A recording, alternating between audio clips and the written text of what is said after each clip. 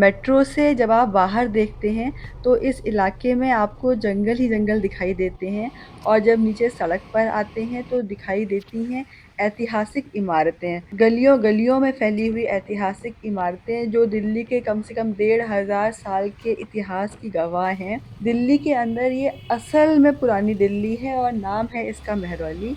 मेहरौली में आपका स्वागत है।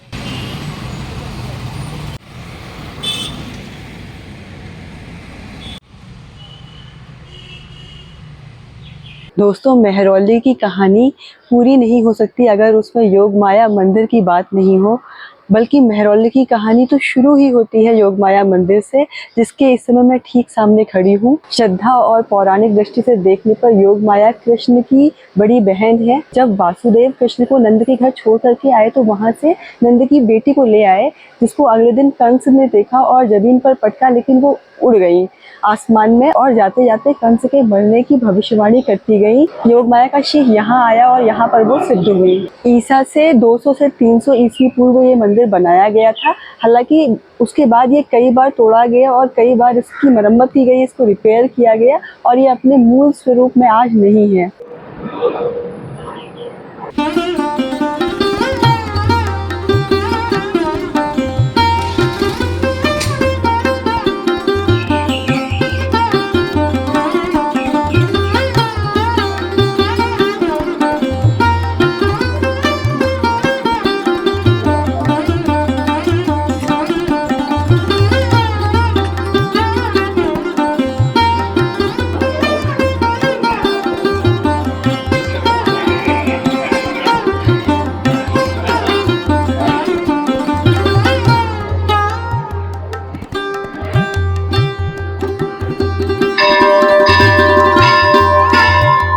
ईसा पूर्व में बने इस मंदिर को जब दिल्ली में तोमर साम्राज्य था, तोमर वंश का शासन था, उस समय राजा अनंगपाल तोमर ने भी इसको बड़ा बनवाया, इसको रिनोवेट करवाया। ये बात है 11वीं शताब्दी की।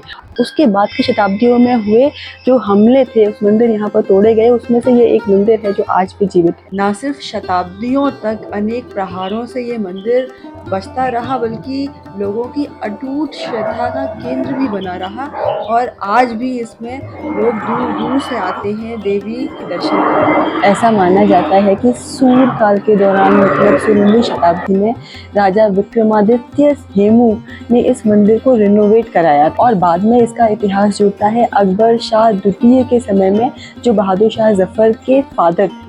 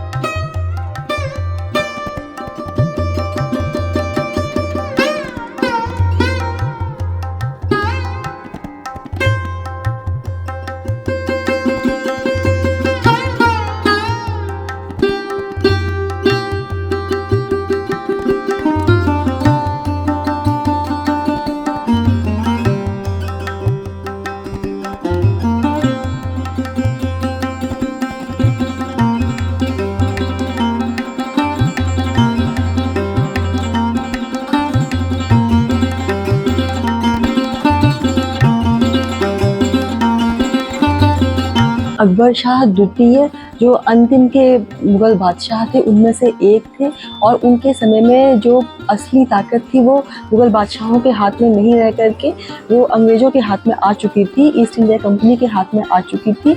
और जो मुग़लों का वर्चस्व है वो दिल्ली के ही अंदर रह गया था, दिल्ली में भी वो लाल किले तक ही सीमित रह गया था। बहादुर शाह ज़फ़र के छोटे भाई मिर्ज़ा जहांगीर ने, जो कि अकबर शाह द्वितीय के छोटे बेटे थे, उन्होंने अंग्रेज़ रेज़िडेंट को मारने की कोशिश करते हुए गोली चलाई। हालाँकि गोली उनको नहीं लगी लेकिन उसमें उनका एक बॉडीगार्ड मारा गया। इससे नाराज़ होकर के अंग्रेज़ों ने उनको गिरफ्तार करके इलाहाबाद भेज दिया। इससे अकबर शाह द्वितीय बहुत परेशान हो गए और उसी दौरान कहते हैं, ऐसा माना जाता है कि उनकी जो वाइफ़ थी उनको सपने में योग माया आई। कुछ कहते हैं योग माया आई, कुछ कहते हैं कि यहाँ पर ख्वाजा बख्तियार काकी की दरगाह है कि वो सपने में आए और रानी ने ये सोचा कि अगर उनके बेटे ठीक-ठाक सलामत वापस आ जाएँगे, ख्वाजा बख्तियार काकी की दरगाह में फूलों की चादर चढ़ाएँगी और योगमाया मंदिर में फूलों का पंख चढ़ाएँगी। और जब मिर्ज़ा जहाँगीर छू करके आए तो उन्होंने ऐसा किया भी। वो लाओ लश्कर के साथ लाल किले से निकल कर के यहाँ आए, योगमाया मंदिर में फूलों का पंख चढ़ाया और ख्वाजा बख्तियार काकी की दरगाह पर फूलों की चादर, बहुत सारे फूल वाले उनके साथ थे, इसलिए इस उत्सव को उन्होंने फूल वालों की सैर नाम दिया। क्योंकि बादशाह कुतुबुद्दीन बख्तियार काकी की दरगाह भी गए और योगमाया मंदिर में भी आए, इसलिए ये जो उत्सव हुआ था इसको हर साल दोहराया जाने लगा और ये हिंदू मुस्लिम एकता का प्रतीक बन गया, जिसमें बड़ी संख्या में फूल वालों ने भाग लिया। आज भी उत्सव मनाया जाता है, हालाँकि जिस स्केल पर मनाया जाता है वो नहीं है जो पहले अपने मूल स्वरूप में ये रहा होगा, लेकिन ये अक्टूबर के महीने में आज भी होता है और मेरा बहुत मन है इस साल फूल वालों की सैर देखने का। अब इस मंदिर का स्वरूप काफ़ी बदल चुका है और देवी योगमाया के साथ-साथ यहाँ पर दूसरे भगवान, देवी-देवता भी स्थापित हैं, जिनके अब दर्शन करने का समय आ गया है।